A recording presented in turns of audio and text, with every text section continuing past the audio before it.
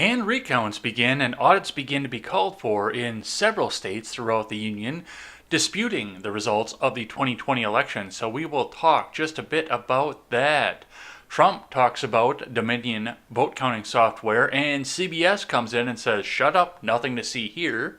So we'll talk a bit about that. Elizabeth Warren and Bernie Sanders are currently being frozen out of talks about being in Biden's administration. And nobody's really happy about that. And Mississippi governor says, "We are not going to comply with your lockdowns." I'm Jay Edgar, and this is Contemporary.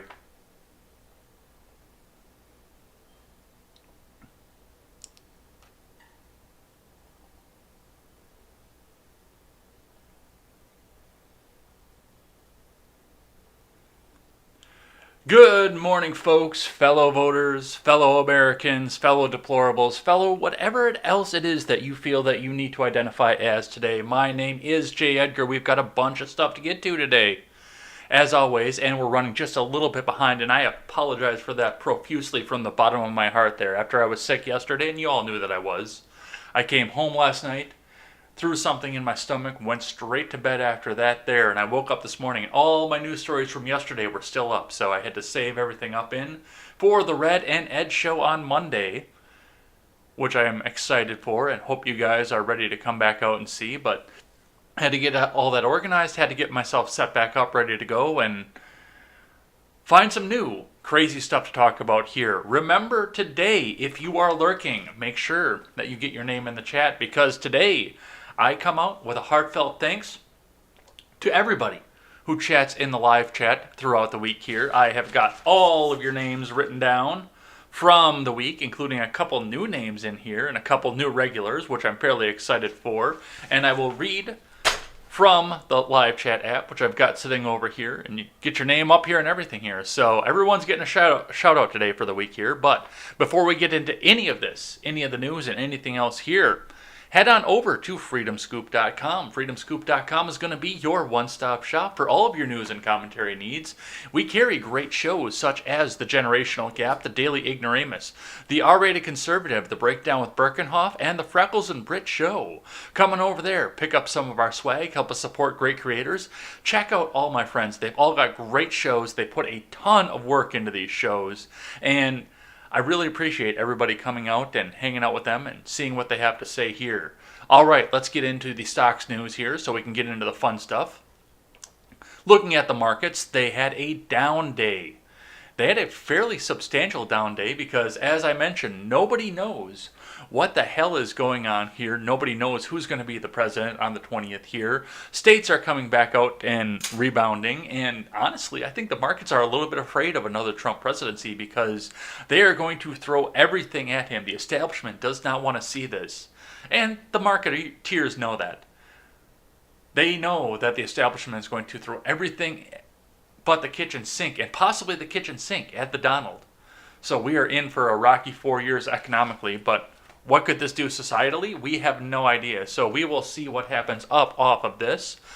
Let's have a look at what IBD has to say. Special offer. Ooh, I do have somebody that I can shout out over on the Instagram side too. So thank you up there for that. From IBD, though, Dow Jones Futures, as market rally whipsaws on coronavirus news, this safe haven should worry you. Li Auto keeps soaring, from Ed Carson. Dow Jones Futures rose Friday morning along with NASDAQ Futures. Walt Disney, Cisco Systems, and China EV IPO Li Auto headlined overnight earnings. After rotating out of stay-at-home plays and techs to start the week and then back out of real economy names, the stock market rally shifted out of equities generally Thursday.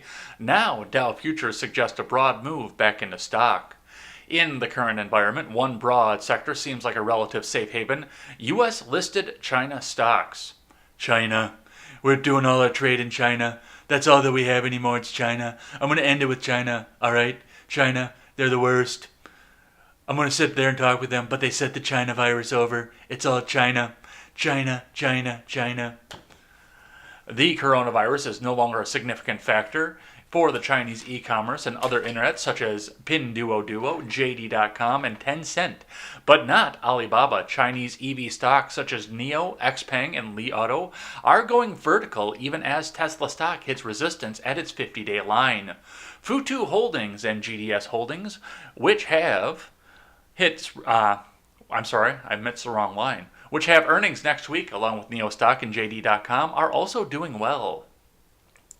Early Friday, Li Auto stock and smaller China e-commerce plays Vipshop reported better than expected results. Li Auto stock continued to skyrocket before the open, along with other China EV names. Vipshop also rallied past buy points, while its larger rivals also climbed. Do you think somewhere here in the very near future we will be seeing somebody driving around in a Chinese electric vehicle? And what do you think Musk has to say about that? Let's keep going here. From the earnings reports late Thursday, Dow Jones stocks Disney and Cisco Systems reported earnings, along with chip gear giant Applied Materials and fashion e-commerce platform Farfetch. New IPOs, Palantir and Unity Software, also reported earnings. Disney stock jumped on smaller than expected loss and Disney Plus reaching 73.7 million subscribers. Cisco stock jumped on a better than expected result and guidance, a positive sign for enterprise IT spending. Applied Materials earnings and sales topped, sending AMAT stock modestly higher. Back into a buy zone, red hot Farfetch stock surged on booming growth. Unity Software and Palantir stock fell modestly. The current coronavirus news headlines: COVID vaccines on the way while new cases surge to record highs, make it hard to decide which stocks and sectors will lead. The near-term future looks bleak for real economy companies such as coronavirus cases and lockdowns chill the global economy. But stay-at-home plays face an uncertain future after coronavirus vaccinations end the pandemic. And there it is. The religious revolution around the vaccine. The vaccine is all that we need. That is our new messiah, and it will save the world and our economy right there. Let's look at the futures. On the futures, Dow Jones futures rose 0.7% versus fair value, with Disney and Cisco stock giving a lift. S&P 500 futures advanced 0.7%. NASDAQ 100 futures climbed 0.7%. Remember, overnight action in Dow Jones futures and elsewhere doesn't necessarily translate into actual trading in the next regular stock market session. So that's what we're seeing from IBD. Let's do a short counter, and then we'll talk about the recounts. From CNBC, the Dow is set to rise 200 points to end a volatile but winning week. From Fred Imbert. U.S. stock futures are higher early Friday as, wow, I can really talk this morning. U.S. stock futures were higher early Friday as investors bet again on stocks that would benefit from a potential effective vaccine and economic recovery next year. Shares of Disney gained 4% in pre-market trading after reporting better than expected results. Shares of Carnival Corporation, United Airlines, and Boeing gained in pre-market trading, capping big gains for the week. The Dow Jones Industrial Average futures traded 202 points or 0.7% higher. The move implied an opening gain of about 220 points. S&P 500 futures gained 0.7%. NASDAQ also rose 0.7%. This week's positive vaccine news is a game changer in our view, as it allows the market to look through the recent surge in COVID-19 cases to the impending end of the pandemic and broader reopening of the economy, wrote Marko Kolanovic, J.P. Morgan's head of macro quantitative and derivative strategies, who was among the first to call the market's turn in March. The Dow is up 2.7% for the week so far after Pfizer's news on Monday that the vaccine it is developing with BioNTech was more than 90% effective in a trial. This caused a rotation into the cyclical stocks that would benefit from an economic comeback next year. Investors dumped technology shares, which have held up during the pandemic. So, a little bit of up news on the week, which of course we can attribute to the vaccine coming out, but also a little bit of down news on the week because nobody knows who's going to be the president and what this is going to mean coming forward. So let's move on here and talk about what's going on in the election. Georgia begins hand recount amid GOP infighting in the state. This is coming to us from Fox News. From Tyler Olson. Excuse me. Georgia on Friday will get fully underway with a hand recount of all ballots cast in its razor-close election between President Trump and President-elect Biden, in a move that won't change the result of the presidential race, but one the Georgia Secretary of State says will ensure there is faith in the state's results. The recount of every ballot in the state by hand must start in every county by Friday morning and must be completed by Wednesday, which is 2 days before the state's goal to have the election results certified by November 20th. Some counties began their recount on Thursday, with the margin being so close it will require a full by-hand recount in each county, Georgia Secretary of State Brad Raffensperger said in a briefing Wednesday, adding that the recount will build confidence. Well, I don't know if it's going to build confidence or anything else at this point, but I'll talk about that in just a second. The recount comes as Raffensperger is under fire from his own party, with both Republican senators from the state calling for his resignation in a state that insinuated a lack of transparency and that illegal votes may have been counted, but did not cite the specific evidence of fraud. Specific evidence! Give me that specific evidence, my God! The management of Georgia elections has become an embarrassment for our state. Georgians are outraged, and rightly so. We have been clear from the beginning. Every legal vote cast should be counted. Any illegal vote must not. Senators David Perdue and Kelly Loeffler said in a joint statement. And there must be transparency and uniformity in the counting process. This isn't hard. This isn't partisan. This is American. Raffensperger shot back at the senators in a statement rejecting their calls for resignation. As a Republican, I am concerned about Republicans keeping the U.S. Senate, Raffensperger said. I recommend that Senators Loeffler and Perdue start focusing on that. So they're going to go through, they're going to hand recount everything, and as you can see over here at the bottom of the screen, it is a 0.3% difference between the two candidates, so maybe something will come up out of this. I don't know if we'll see the numbers to flip this over, change this over, or do anything with this. And as has been pointed out, if this is a recount with an audit, all they're going to do is sit down and recount the same fraudulent ballots over and over again if there are fraudulent ballots. So there are a lot of things to watch for, to look at coming in off this, and a lot of things to pay attention to, but they're going through the process. They're doing something. They're actually getting up and getting started and getting moving. So we can see an end to this here. Can we see an audit from this? We don't know. We'll see what the lawsuits have to say, but an unconventional player in this election story is coming up and doing a full audit here, coming to us from Fox 2 out of Detroit. Michigan Republican senators request election audit from Secretary of State. So it's not there yet, but they are requesting it here, and we will see whether the Secretary of State says, hell yeah, or my God, no. Reading now from Fox 2 staff, Michigan GOP Senators Lena Theis and Tom Barrett are requesting an election audit, citing anomalies like the documented Antrim County ballot processing problem and numerous allegations of state election discrepancies. In a letter to Secretary of State Jocelyn Benson Thursday, the two are urging here for an official audit before the State Board of Canvassers to certify the 2020 general election results. Every citizen deserves to have faith in the integrity of the election process and its outcome, Theis and Barrett wrote. It is our responsibility as elected public servants to assure the people of Michigan of the process's integrity through complete transparency and faithful investigation of any allegations of wrongdoing, fraud, or abuse. In Antrim County, a glitch caused thousands of ballots to be wrongly counted for the opposing candidate. Antrim is one of 47 counties in the state to use Dominion voting systems to process the ballots. The ballots! All the ballots! Dominion has been a flashpoint for controversy, with questions being raised around the country about security issues or even a software problem. Adding to the firestorm has been Rudy Giuliani, who claims to have whistleblowers that promise, thus far, unsubstantiated proof about the system's problems. Yeah, everything's unsubstantiated until you investigate it. That's the point of an investigation. If you had substantiated proof, you wouldn't need an investigation, but they're doing whatever they can to try and come out and hide this. Thank you, Unupbeads12305. I do want followers, primes, and viewers over on Twitch. I'll just check out that link, absolutely. So that's what we're seeing up off of this here. We don't know if they're going to come back and have the audit or not, but it's certainly something I'd like to see. Joe Walsh is coming up here. He tweeted out yesterday, and I commented on it this morning.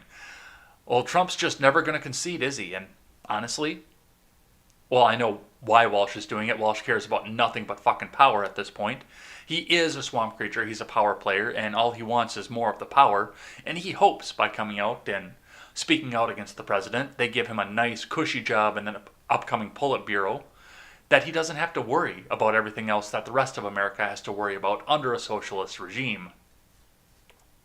However, and this is what I pointed out directly off of this, I mean, it doesn't matter who wins at this point. We're going to either have a massive spending spree from an orange douche, or we're going to have a massive spending spree from a guy with Alzheimer's with a bunch of people pulling his strings. Either way, we're going to go further into debt, we're going to tax the shit out of more people, and we're going to erode the economy in one way or the other, or the confidence in our economy. Either way, it's going to happen at this point, no matter who wins the election. But, wouldn't you like to see just a little bit more integrity in that election?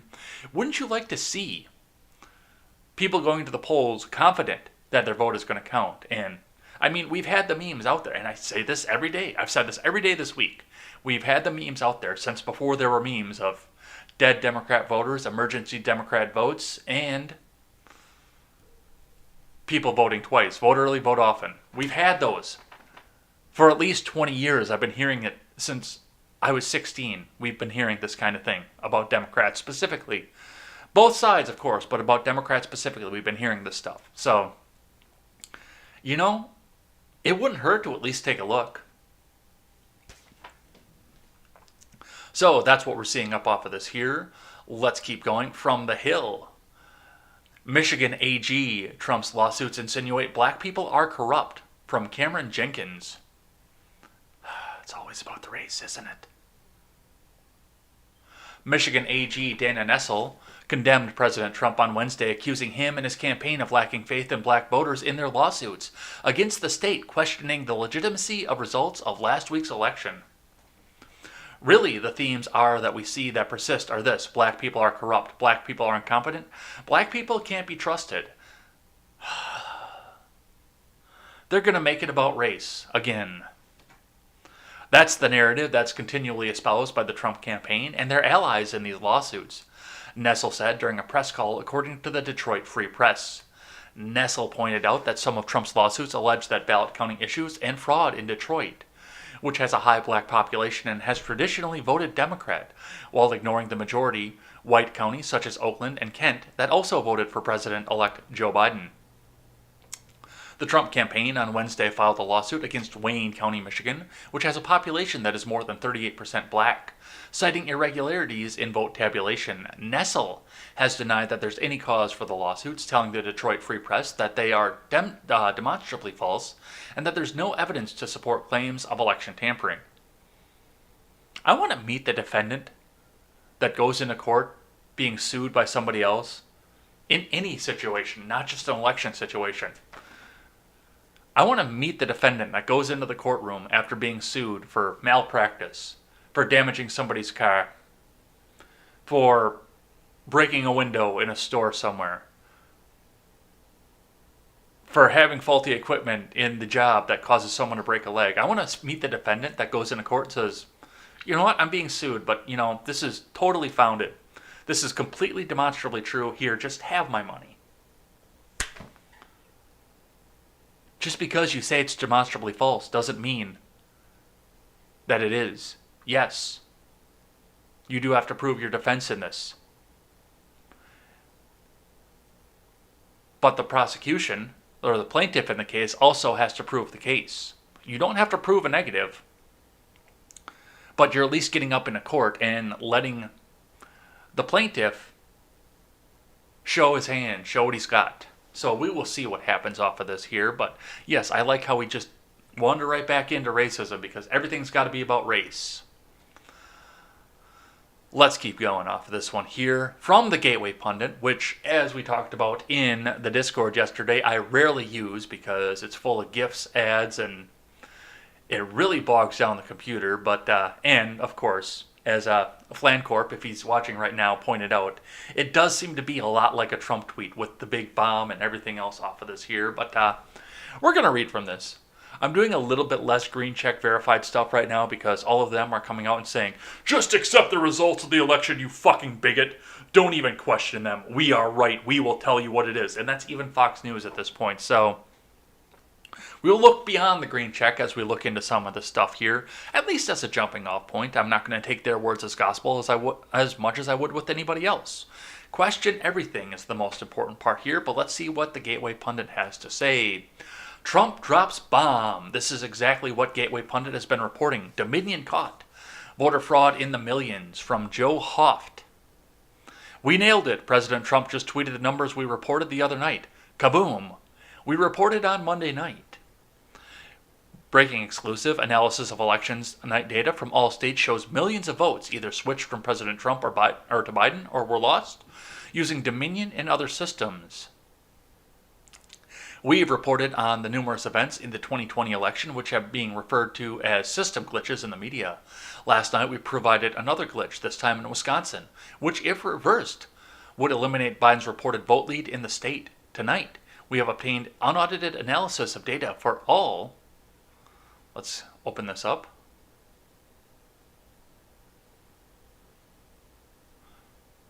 All right.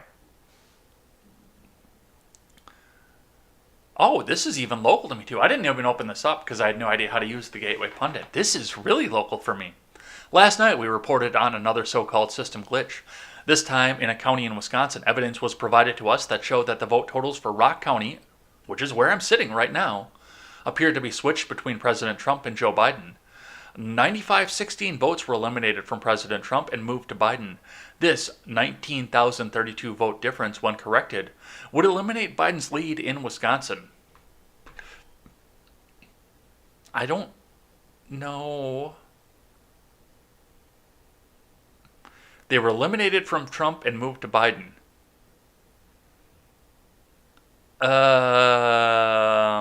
I don't know if that's quite 19,032. I don't know if that maths to me, but okay, if that's what it's going to be.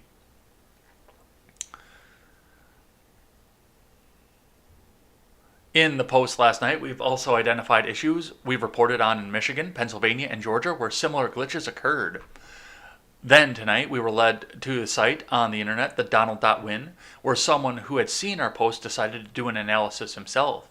In the piece, the author claims his work is a full list of votes switched from Trump to Biden or votes erased by Dominion, the vote machines used in many states across the U.S. The author claims that his work has been verified, but we have not verified the results, so we currently are labeling his results unaudited. The author decided to obtain the data himself and perform an analysis of the national votes switched from Trump to Biden and votes erased. The total amount of votes counted decreased by that amount throughout the counting. The author obtained data that has been passed around that was reportedly captured by the New York Times on election night. By examining the data, the author was able to locate on an instance where votes were switched from Trump to Biden, so he decided to perform an analysis on the entire data set, starting with the states where Dominion voting machines were used.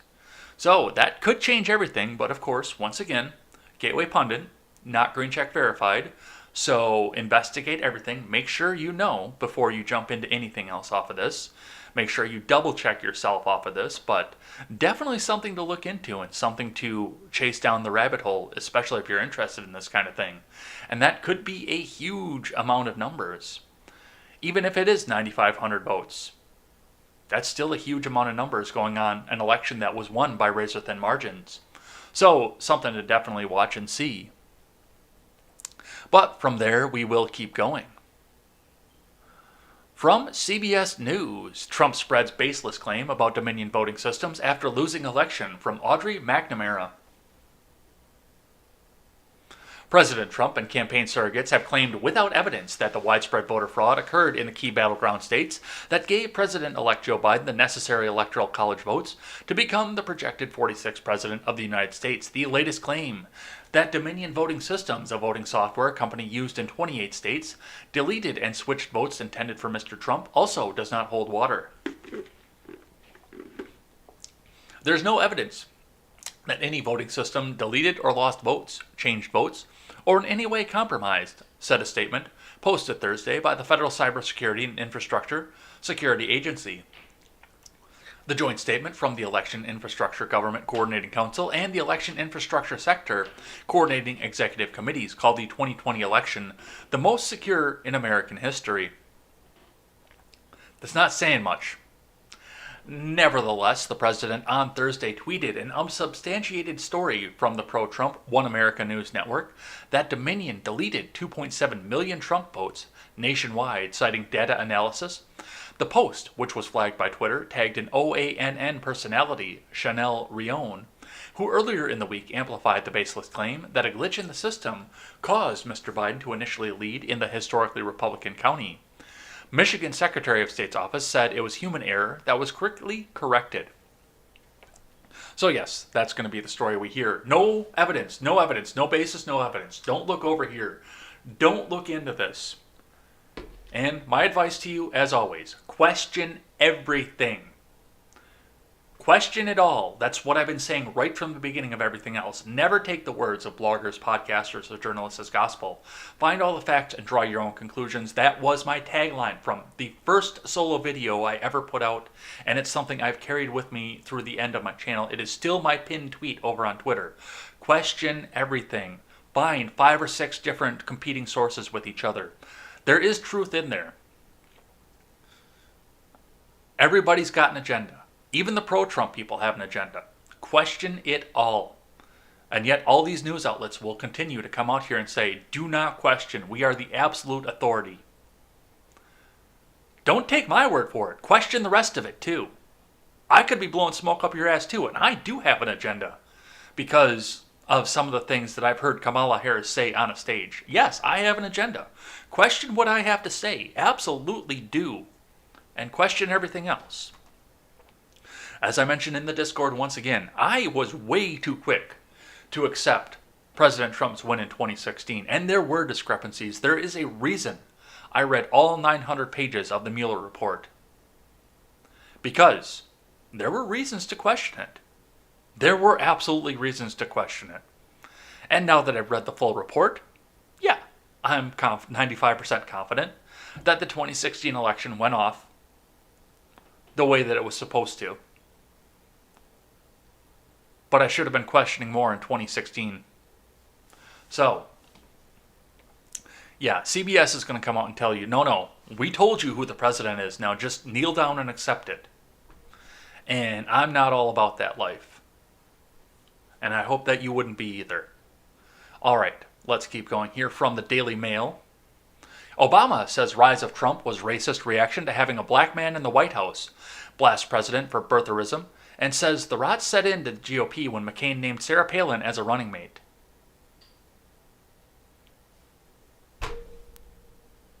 Just so you know, I didn't read this article in advance either. Or the headline, for that matter, because I got dumber reading this last clause.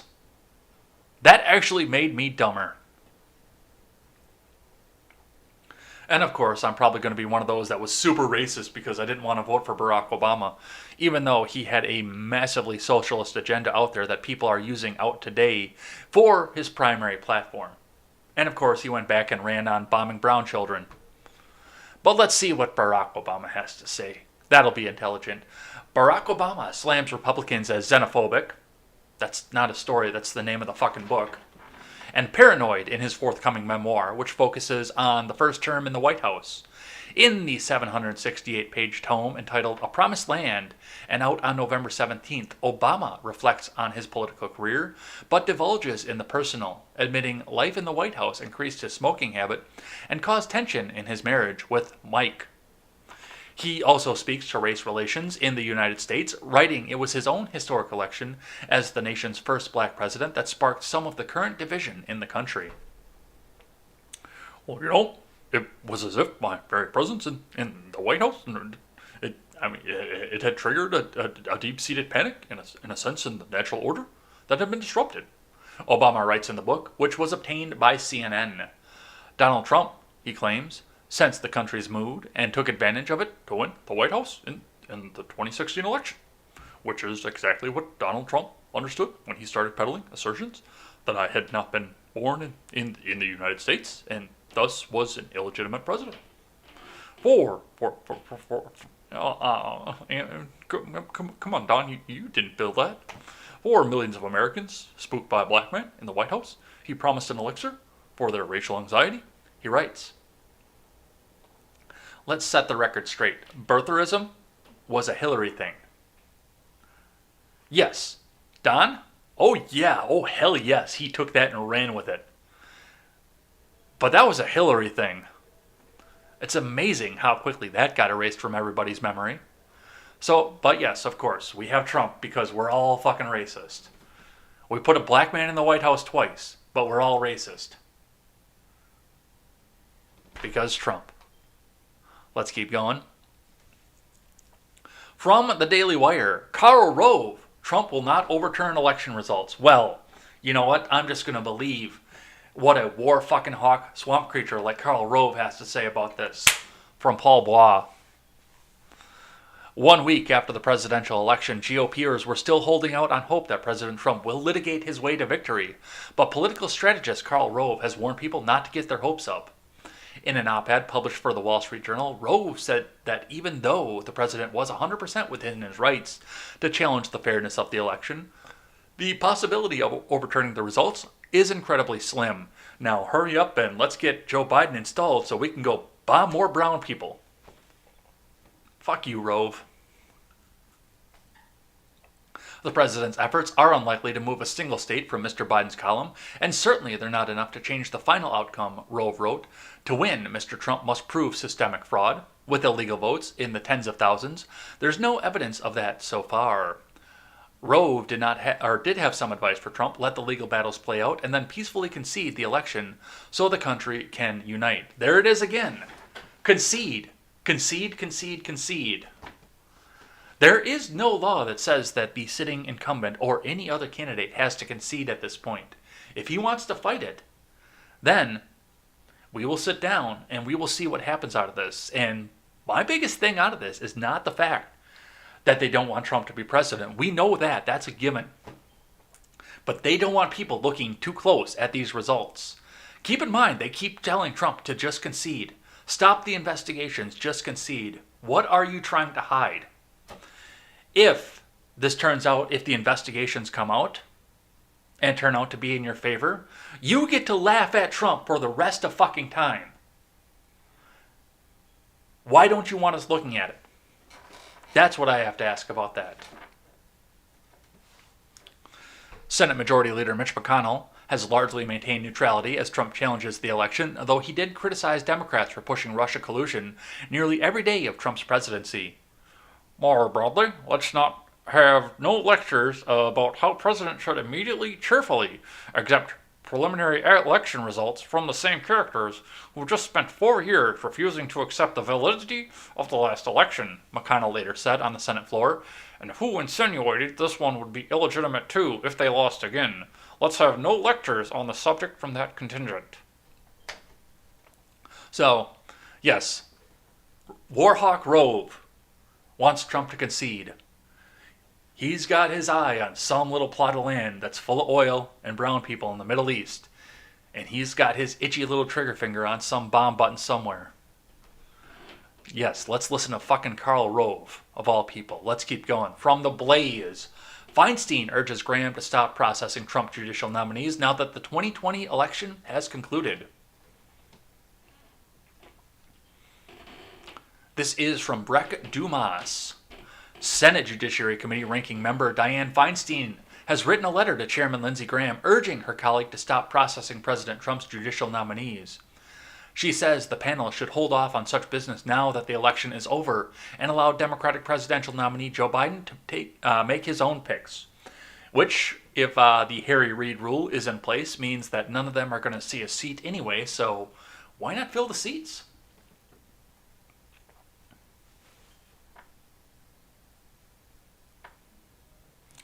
Now that the 2020 election has concluded, it is clear that the American people have overwhelmingly rejected a second term for President Trump.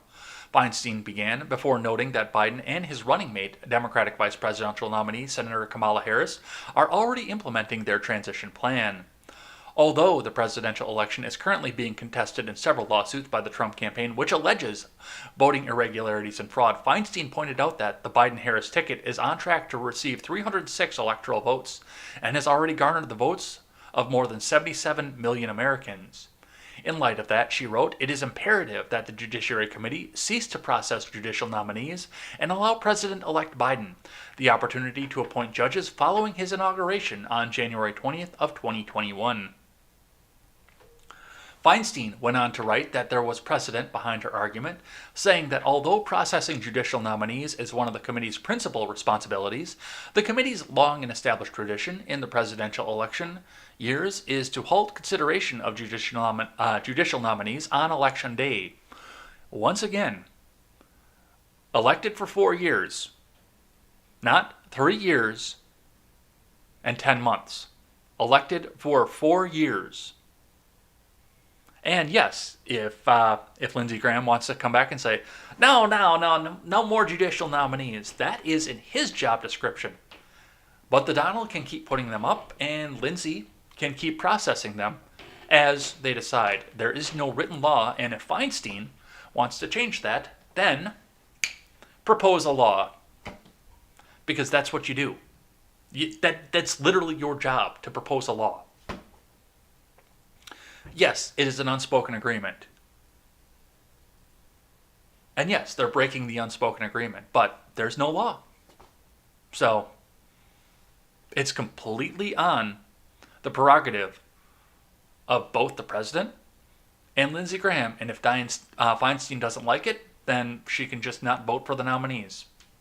Plain and fucking simple. Let's keep going.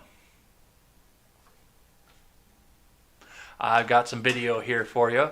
So this was over in the Discord and put up some very, very interesting words from some of you guys, which is good. I like interesting words from you. That's why I put this stuff in the Discord so you guys can comment on this. Biden, those who say the tree of liberty is watered with the blood of patriots, is a great line. Well, guess what? The fact is, if you're going to take on the government, you need an F-15 with Hellfire missiles. There's no way an AK-47 is going to take care of you. Let's hear what he's got to say, and then we'll comment on that. Which all you guys had great commentary on that, by the way. Audio on, and go.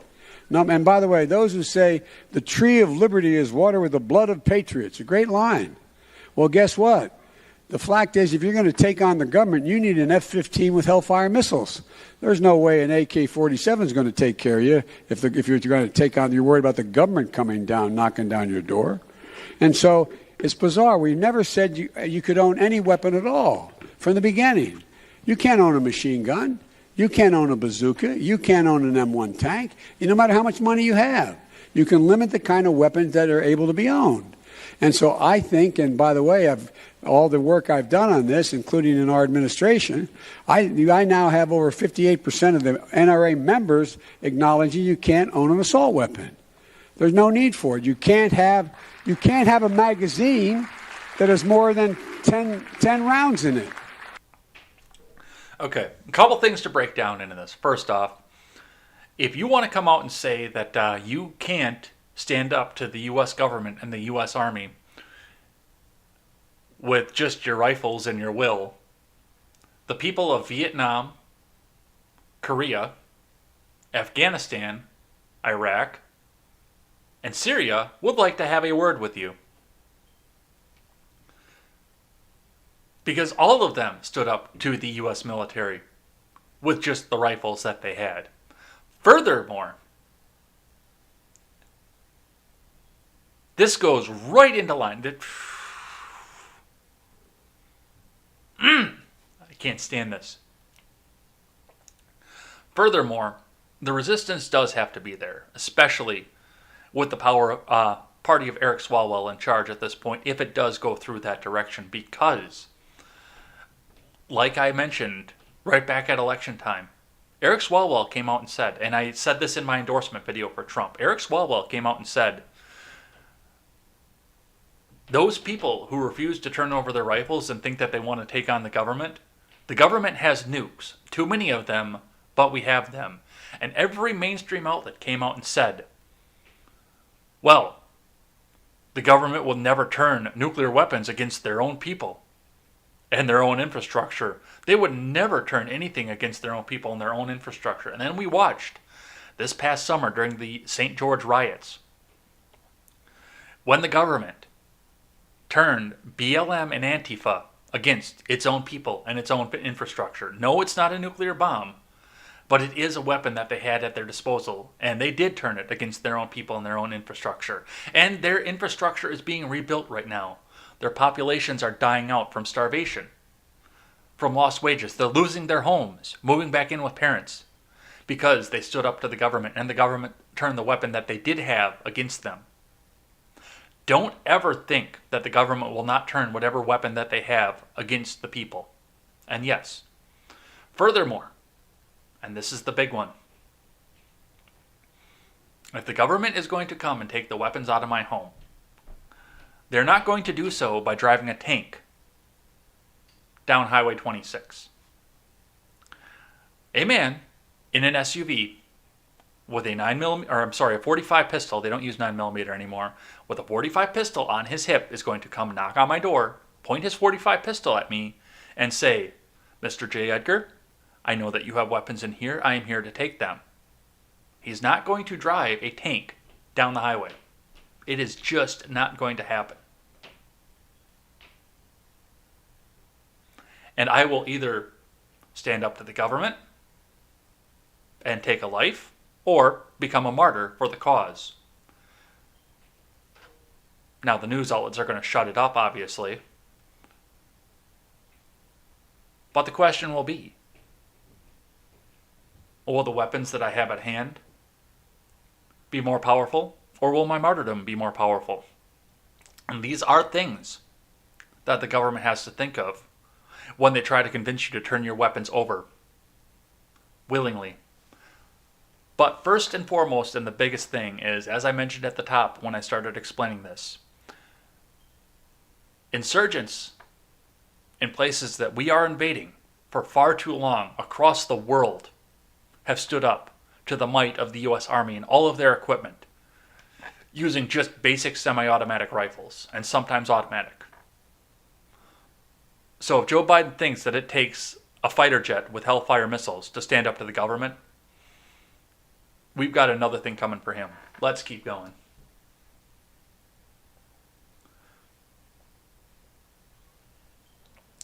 From The Independent.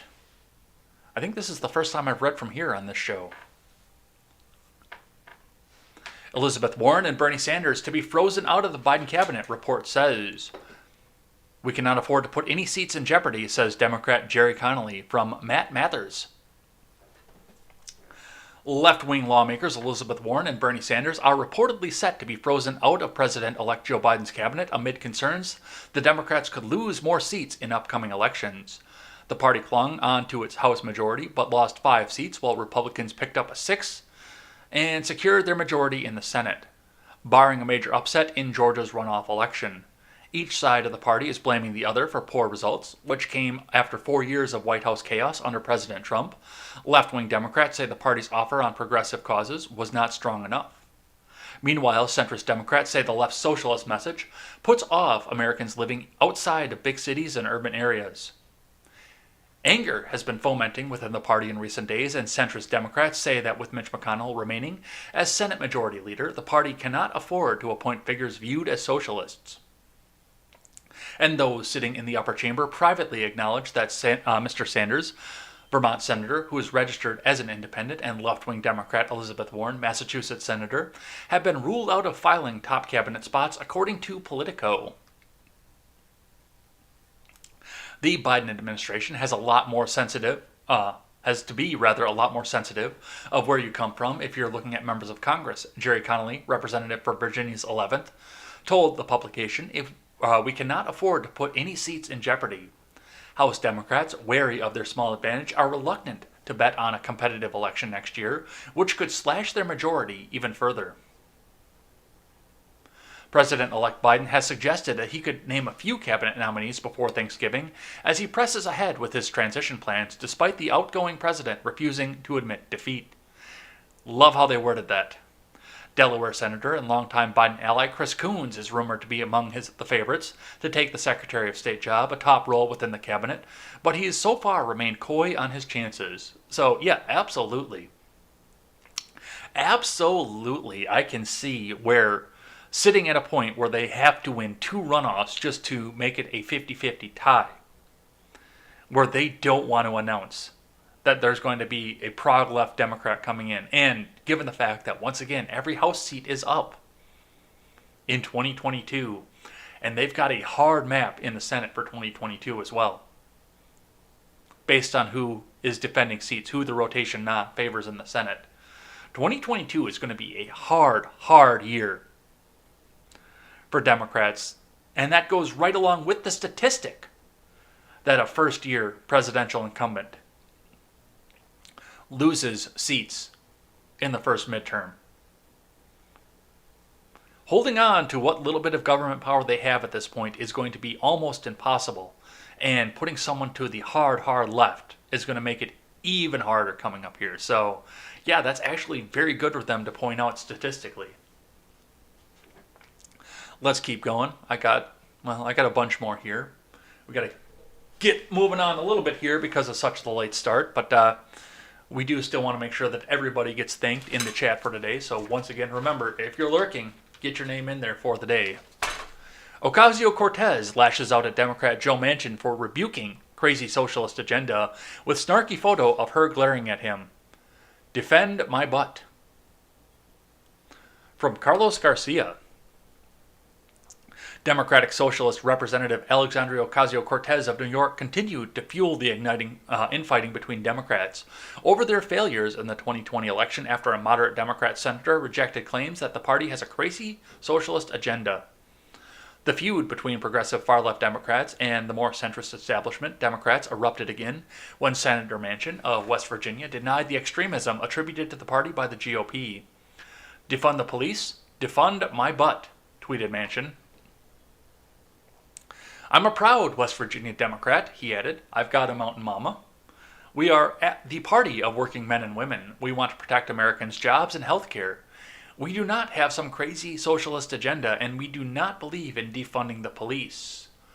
Ocasio-Cortez offered her criticism in the form of a snarky image in a tweet. That is the same look, by the way, that she gives when she's putting my name on a list. Manchin said that he would not support any Democrat effort to pack the Supreme Court with liberal justices or end the legislative filibuster, 2 tactics that many on the left were advocating to punch Republicans. And yes, we are well aware of Mr. Manchin's intent not to do any of that here, but yeah, just look at that face. Don't you just love that face? That is the face of, you're going on a list. You supported him. You're going on a list. All right, let's keep going. ICE tweets out, we're back. No hackers, no rogue employees. We had a technical glitch, and we appreciate Twitter's team for helping bring us back online. Stay tuned here for more great news about the work that the men and women of ICE do every day to protect the homeland. Because, of course, once the ice.gov official Twitter handle, which don't know why they have an official Twitter handle, but they do, as soon as it disappeared, the tinfoil lit up, and every conspiracy theorist out there had an opinion on it. So, from the Hill, ICE's Twitter account temporarily deactivated over age change. From Rebecca Clark. The Twitter account for the U.S. Immigration and Customs Enforcement was temporarily deactivated on Thursday over a change in age put in for the account, according to Twitter. The content on the account's page disappeared Thursday afternoon, but it did not appear to be suspended as there was no message indicating so. The disappearance of the agency's account quickly drew online attention, but the account was up and running a few hours later when Twitter confirming the issue was due to a change in ICE's listed birth date that violated the platform's policy requiring users to be at least 13 years old. Twitter requires people using the service to be 13 years of age or older if an account's birth date is changed to a day/month/year prior to that, and our systems identify the content posted by the account before they were 13 years old. They will be locked out of the account, a Twitter spokesperson said in a statement. The spokesperson confirmed the account had been reinstated. God, everything runs just so wonderfully, doesn't it? All right, let's keep going. From NBC News, Biden wants to scrap Betsy DeVos's rules on sexual assault in schools. It won't be easy. Well, I think the proper solution right here is just to scrap Betsy DeVos's job and that entire department. But with a federal top-down control party allegedly coming into power at this point, that's never going to fucking happen. Federalism, be damned. I hate the Department of Education. That is probably one of the worst things that has come out of the government at this point. It's a local level thing. It always has been. And it promotes competition between districts and localities. Because if it's got a crappy school system, people aren't going to move there, pay their taxes there. They're going to go and put their taxes in another school district. But let's see what Tyler Kincaid has to say. The Biden administration will have limited options to scrap Title IX regulations implemented 3 months ago that control how schools deal with sexual assault cases. The Trump administration's rules, which were opposed by anti-rape activists and K-12 college administrators, gave more rights to students accused of assault and restricted how schools are allowed to investigate sexual misconduct allegations. Proponents of the new rules, including Republicans and the Civil Liberties nonprofit Foundation for Individual Rights in Education, celebrated them as a balanced approach to the gender equity law, Title IX, but Democrats and advocates for assault victims, including the National Women's Law Center, argued that the regulations would discourage students from reporting assaults. Rape is a felony, and it's a pretty severe one. If somebody rapes you, go to the police. Do not go to your school. Go to the police. Let me repeat that. Go to the police. And of course, everybody is innocent until proven guilty. Unfortunately, under some of the advisement that was going on in colleges prior to Betsy DeVos coming in, which once again, this should all be a local issue. This should not be something coming from the federal government. But before the advisement of Betsy DeVos, there were a lot of situations that stayed within the school system where the accused was guilty until he could prove himself innocent. And of course, it wasn't going to the law because the law had they had to go by that pesky standard of innocent until proven guilty. We saw a lot of that here. And yes, the whole Department of Education just needs to fucking go away and be done with it on the federal level. State Department of Education. State.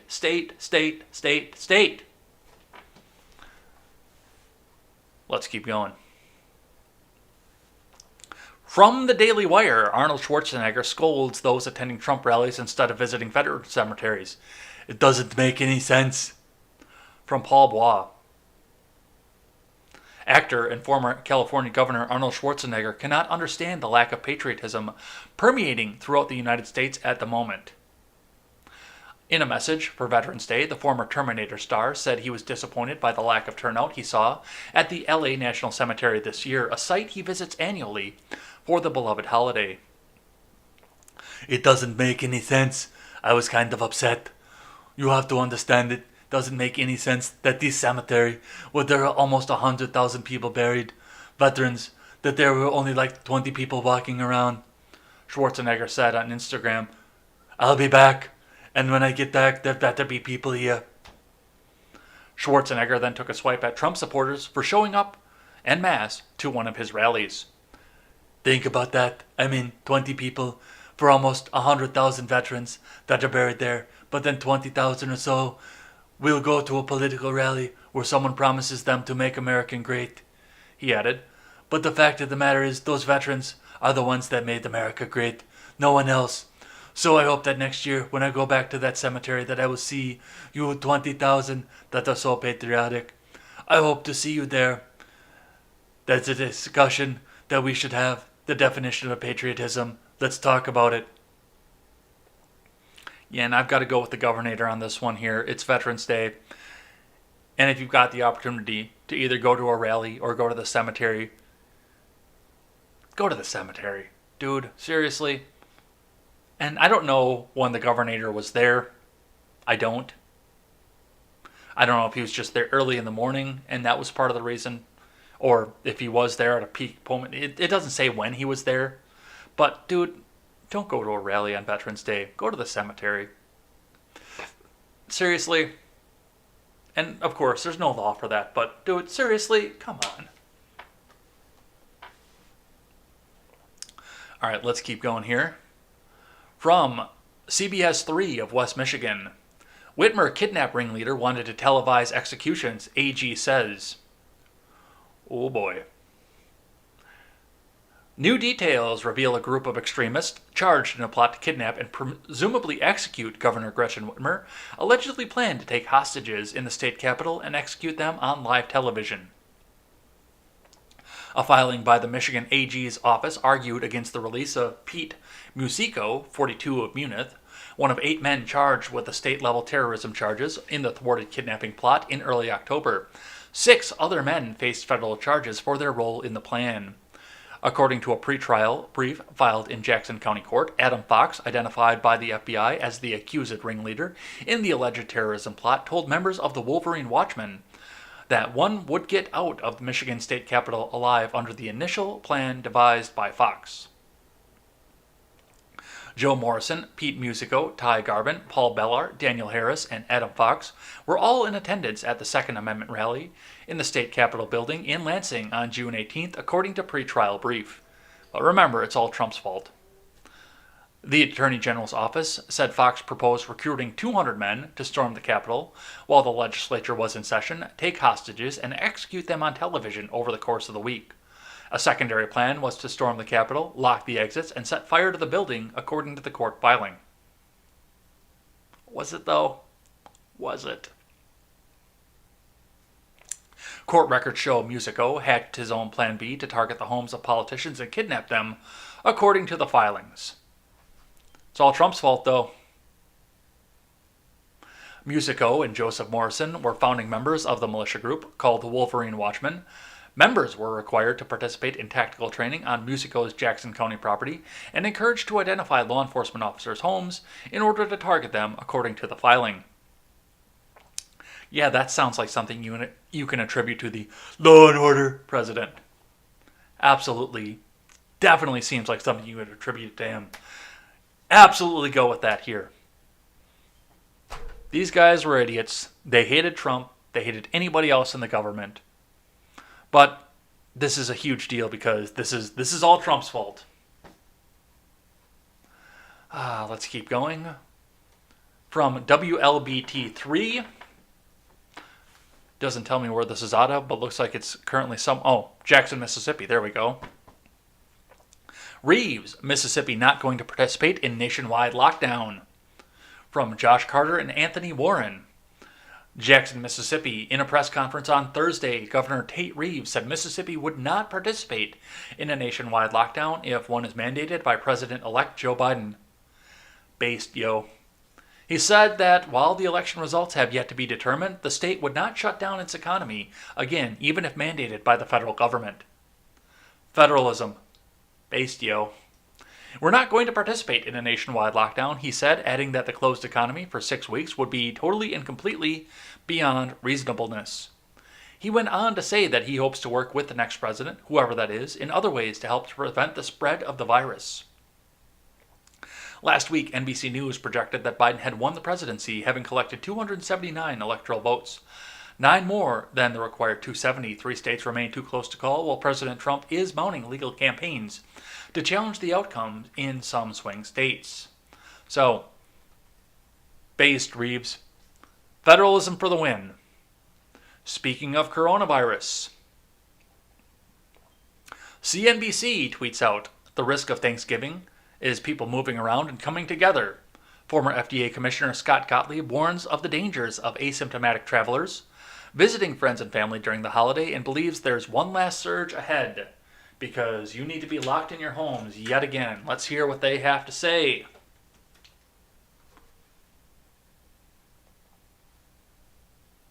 I want to talk to you about airplanes right now, and specifically coming up on Thanksgiving. We were just talking to Phil LeBeau. Huge number of people expected to get on airplanes for Thanksgiving. I know you've said that your family is going to hang tight and celebrate in 2021. But how dangerous do you think it is really? And just let me give you a stat here. If you were rolling through Salt Lake City, for example, where the positivity rate is something like 22% right now, that means if there were 300 people getting on an airplane, 60 of them would be COVID positive. What does that say to you? Well, look, the airplane itself is a distinct risk from the trip to and from the airport and just moving around. There are risks associated with being on an airplane. We perceive them to be lower. I've worked with the airlines on some of these things. There's some mixed data on it, but overall we think that the air quality is pretty high on an airplane and the risk is lower unless you're sitting next to someone who has COVID, you're not wearing a mask, you're not taking some prudent precautions. But the bigger risk is just the mobility. When you look at this epidemic from the beginning and you look at how the contours of the epidemic rose and fell, it tracked pretty closely with mobility. The more that people moved around, the more that they spread the virus. And there's been some really elegant studies showing that if people on the whole just go to the store one less time a week, you could substantially reduce spread. So the fact that so many people are going to be moving around at the same time. Yeah, but just to clarify, if 20% of the folks on an airplane were COVID positive, even with masks, you think that's okay? That doesn't make sense. No, I think it's a risk when you have places where there's a great density of infection, in places where it's epidemic, you're going to have more people coming out of that region who have the virus, and that's why we've seen, places where this has become epidemic. They've closed bars, they've closed restaurants. You're right. If you're taking a flight out of Salt Lake City and a high percentage of the local population is infected, more people are likely to be on the plane who have the infection. The risk of spread in transportation correlates with the prevalence in the community in which the people drive. So that is absolutely a fact. But the bigger risk of Thanksgiving is just going to be, it's not going to be any one setting. It's going to be the mobility, the people moving around and people coming together in congregate settings where they feel safe, but there might be someone who's asymptomatic. Right. All right, that's what they've got to say off of this here. And I mean, all they're saying here at this point is pretty much just lock it back down. Don't go anywhere. Don't travel. Don't spend time with family.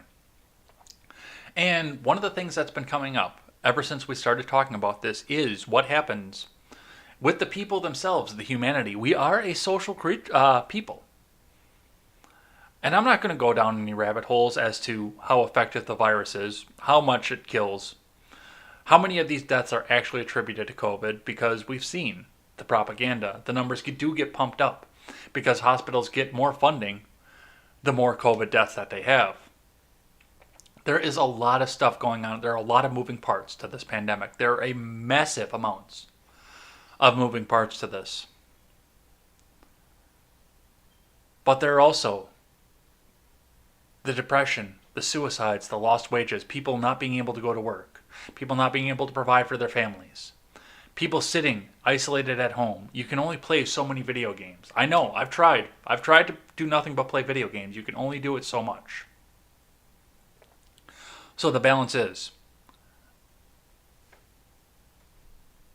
whether you want to go out, whether you want to be out in society, interact with people, or you want to be home, how do you balance the risk versus the reward? And why is it that the government is the one that is responsible for assessing the risk of the people? When even from the founding of this country, back when the Pilgrims were landing, they were assessing an even greater risk to come across an ocean to a landmass that nobody knew, to try and form their own colonies and their own nations. We used to be able to assess our own risk. I mean, do you think that it would have been that the kings at the time in the Netherlands and in England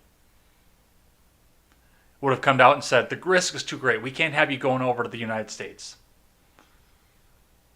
You might get killed if you go over there. For thousands of years, human beings have assessed their own risk and accumulated reward or loss because of it. Why can't we do it now? So that's what we have here. I've got just a couple more, and then we'll read the names of everybody who chatted in the live chat for the day. So thank you guys. Looks like we've got another busy one going. And trains, if you've got a link there, then throw it in the Discord if you could. Let's see. From the Blaze, commentary: mask-wearing fanaticism sure looks a lot like religion. Kneel before Zod. From Steve Deese, a prominent Christian pastor, tweeted the following this week: two seemingly contradictory currents mark our society. There is a denunciation of all claims of absolute truth, yet there is also a fanaticism in which one position or group is absolutely right. Nothing is ambiguous, and divergent views should be destroyed. I feel you, brother, but nothing contradictory is in fact going on at all. This is the logical destination of attempting to usurp the ultimate authority in all the universe. It is biblically defined double-mindedness, perfected. My truth can't help but become kneel before Zod. I think this is an op-ed. Is it marked as an op-ed? It is an op-ed. As a consequence, the beatitudes are indeed replaced with fanaticisms. They are ever-changing, non-eternal, entirely arbitrary power grabs that seek not to instill humility and healing but elevate lies to the level of ultimate justice. One of the latest fanaticisms is the wearing of masks. We are way past science on this one and firmly in the realm of voodoo now. However, it's a voodoo that only gets more obnoxiously mandatory the more it's proven to be a total fraud. We've had an Ohio mask mandate in effect for at least 112 days, a Maryland mask mandate for at least 106 days to 128 days. Yet all of the governors are currently threatening more shutdowns because of a new coronavirus surge. But people aren't wearing their masks.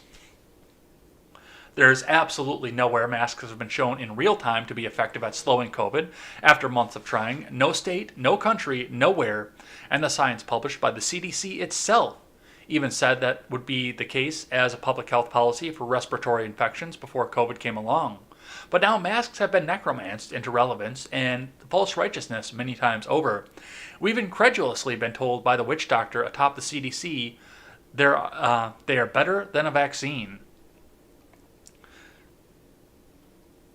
Well, they are a vaccine all right, but not really meant to kill the virus. They're meant to kill us, our freedom, our dignity, our sense of reality itself.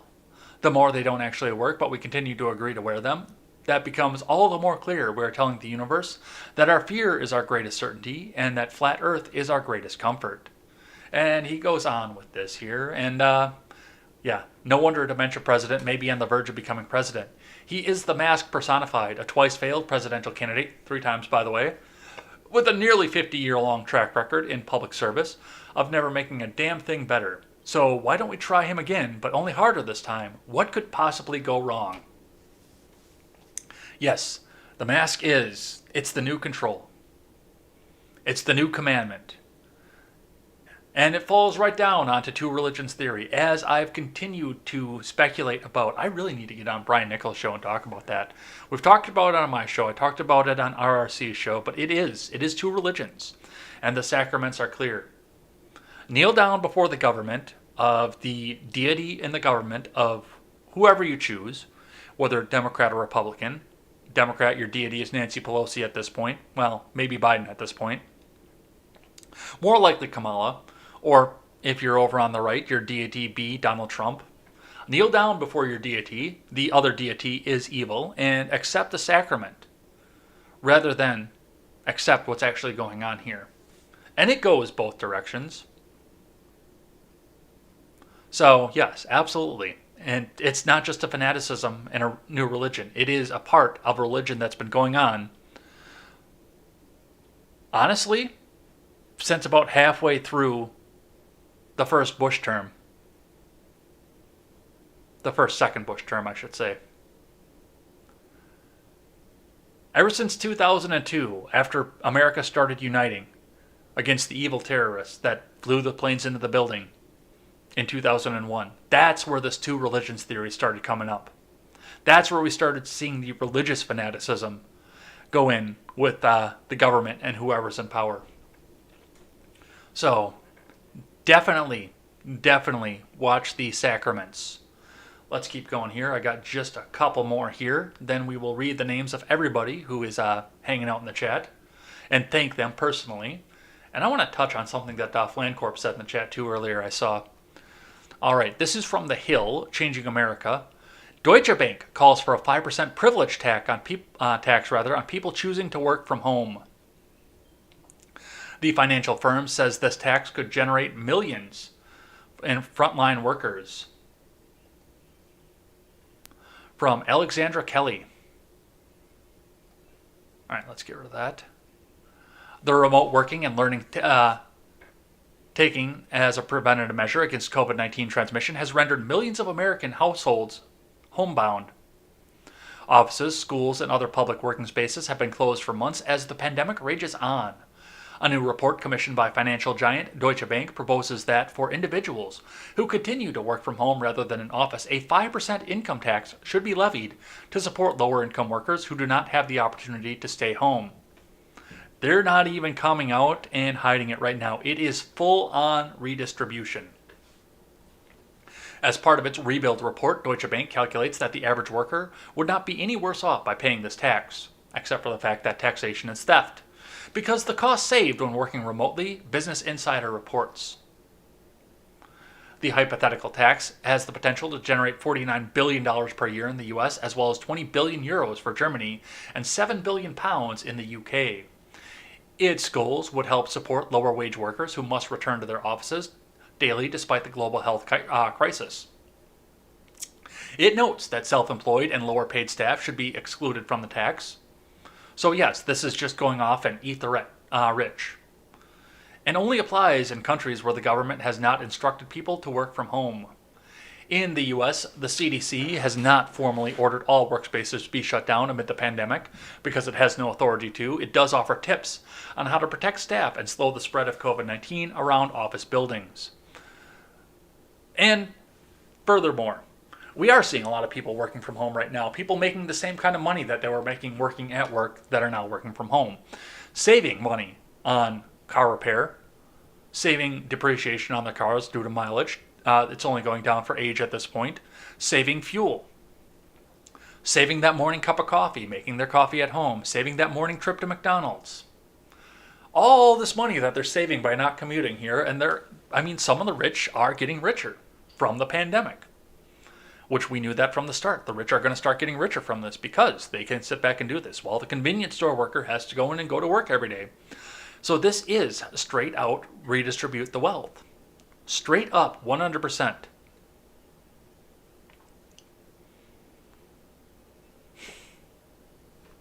I don't even know where Deutsche Bank is coming from off of this. They're not even trying to hide what they're trying to do anymore.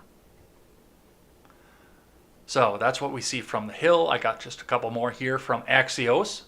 Trump eyes digital media empire to take on Fox News from Mike Allen. President Trump has told friends that he wants to start a digital media company to clobber Fox News and undermine the conservative-friendly network. Sources tell Axios. Some Trump advisors think Fox News made a mistake with an early call, seconded by the AP, of President-elect Biden's win in Arizona. That enraged Trump and gave him something tangible to use on his attacks on the network. He plans to wreck Fox, no doubt about it, says a source with detailed knowledge of Trump's intentions. We love competition. We've always thrived with competition. Fox News has been the #1 network, including broadcast networks, from Labor Day through Election Day. Here's Trump's plans. There's been a lot of speculation about Trump starting a cable channel, but getting carried on cable systems would be expensive and time-consuming. Instead, Trump is considering a digital media channel that would stream online, which would be cheaper and quicker to start. Yeah, that's probably true. Trump's digital offering would largely charge a monthly fee to MAGA fans. Many are Fox News viewers, and he'd aim to replace the network and the $5.99 a month Fox Nation streaming service, which has an 85% conversion rate from free trials to paid subscribers, as top destination. So he wants to make another fucking Daily Wire. That's exactly what we need. The religious followers of Donald Trump having their own digitally streamed church. Yeah, that's what this country needs. I can't believe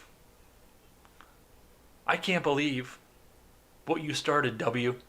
Because this whole religious fanaticism started at W. It really did. I cannot believe what you started, W. And you, Obama, for carrying it forward, because you had just as much religious sycophancy as everybody else, and you still do. All right, last one here. This is actually a bit of an older article, but it came to my attention last night, and I wanted to make sure that you guys knew about this too. Quebec woman who outs alleged sexual aggressors can stay anonymous. Judge. From Maja Kapler. A Montreal judge ruled last week that co-founder of a website that lists the names of people accused of sexual assault has the right to remain anonymous. The Facebook page Dis Son Nom, which translates to Say His Name, has over 10,000 followers and links to a website that lists the names of more than 1,000 people accused of sexual misconduct.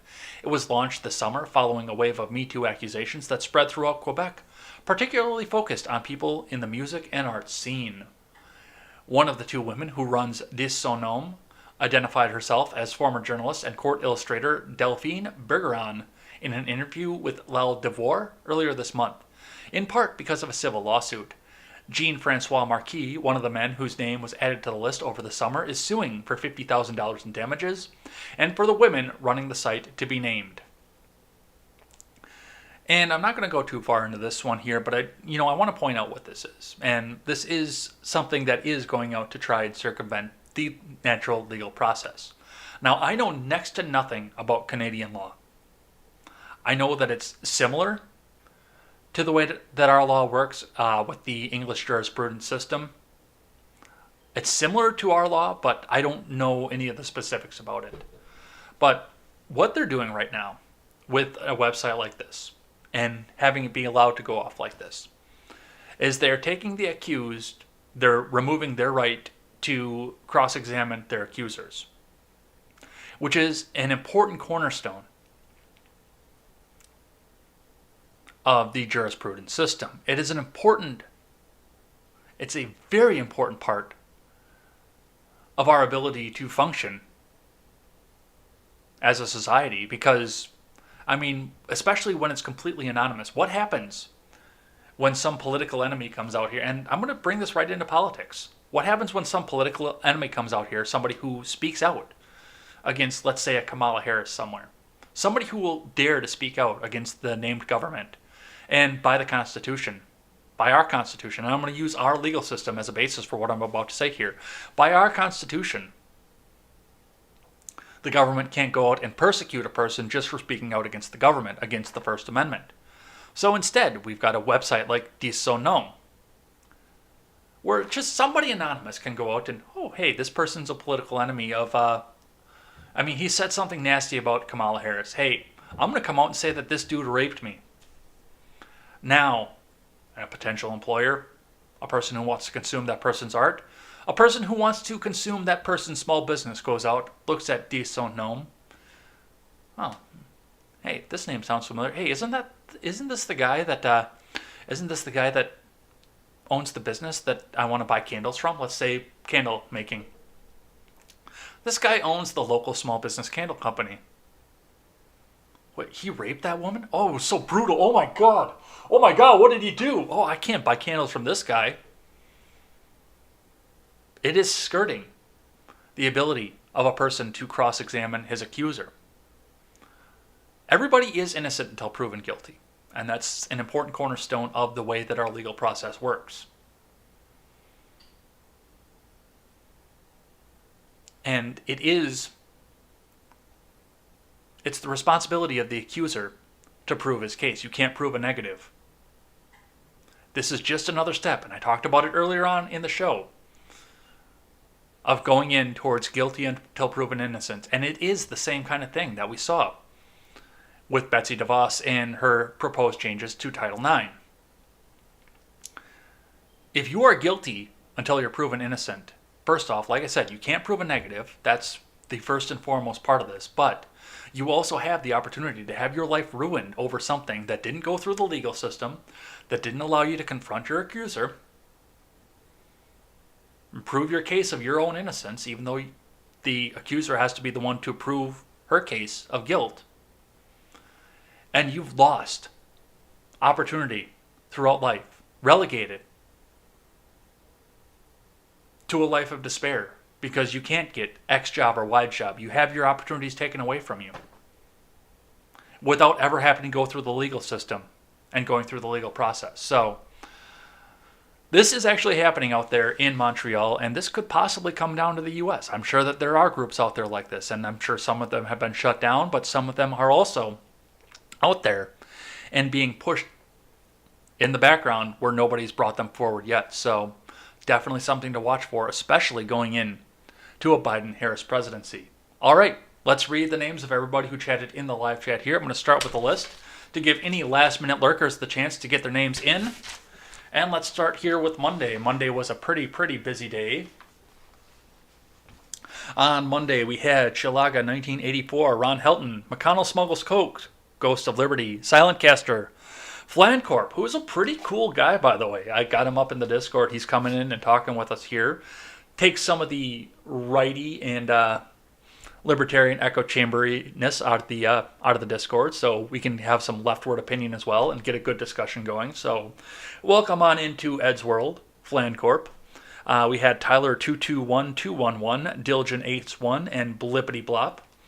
On Tuesday, we had Ron Helton. We had Digital Necromancy, which is a new name. Thanks for coming in and hanging out with us.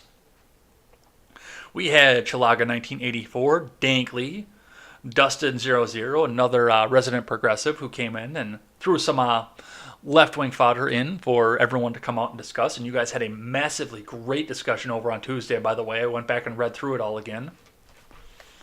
We also had Dabba Cannabis, showed in right at the end on Tuesday. Wednesday, we had David _G_1, Chilaga 1984, Ron, Dustin00 once again. Mike Oxmall came in and threw another little bit of leftward lean to us. Flancor once again, and Jeffy Time came in and hung out with us on Wednesday. On Thursday, we had Chilaga, Ron Helton, Flancorp, Michael Vega came in and hung out with us for a little bit. Silent Caster was here, and Iyama Fago, John from the Generational Gap. For today, let's get the chat bar over here so we can see this. All the way up to the top, you guys have had a really good conversation going in. We had Chilaga 1984, Ron Helton, Un Op Eads 12305 wants to give us primes and viewers, but he wants me to buy them, and I'm, what's the word for that? Oh, yeah, cheap. Jeffy Time doesn't like the Dominion, but he also says good morning. Ron Helton again. I had one from Flancorp here. Trump is too fat and lazy to stand up to Republicans or the NatSec state. Well, we'll see what happens with that. I think I said stupid and lazy yesterday. Nice. Watching trains go by was in here. Thanks for hanging out. Those troops become targets. Joe happens to be standing on the wrong side of the Tree of Liberty statement. Figured to be... Oof, that's spicy. Slow Joe needs to tell Afghanistan that their AK-47s are not helping them to fight off the U.S. for almost 20 years now. That's true. Alan Luis Juen says, I wish we had term limits. Where's the one that Flancorp's? That's the one. ICE should live tweet their next forced sterilization. I would love to see that, actually, because then we would actually have evidence that there was a forced sterilization. Because thus far, all I've had is a claim from Alyssa Milano that it's happening. I've seen no evidence that it's actually going on. So yes, they should live stream it. I'd like to see it. Thank you, guys. End the ed department. End the ed. The government wants to end the ed. Watching trains go by is not a Q fan, but they keep repeating overline, ask assets deployed. I really think this battle we're going to see deeper into both sides before ever before. Well, yeah, that's something I want to see out of this election here. I don't care who wins at this point because they both fucking suck. They both suck balls, but let's actually go back and look at some of these claims that are being made year in and year out.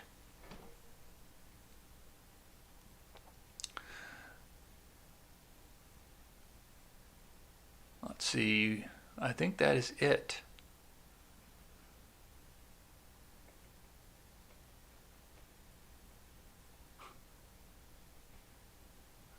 Yeah, my knife bot came in, and I think it's where you put .lol up there without putting a space after the dot. I think that's what he dinged, by the way. Because I'm sure it was retracted over on YouTube. If I scroll back over on my tablet here, I could see that. But I can see it up on the chat robot here. Other than that, I think that's it for you guys. All right. So we will be back here tomorrow with the call-in show. I'm going to be doing some calls for about an hour here. So if you guys aren't in the Discord already, come and hang out in the Discord with us. I'll get some more further instructions when the call-in show starts. That will be at 5:30 p.m. Central Time tomorrow. Love to hear some stuff from you guys. Love to hang out with you guys and see what you guys have to say about the election. We heard what my friends on the roundtable had to say. Now I want to hear what you guys are thinking about this. So get on in. We'll get some calls in and we'll get some live chat read as well. So it's your time.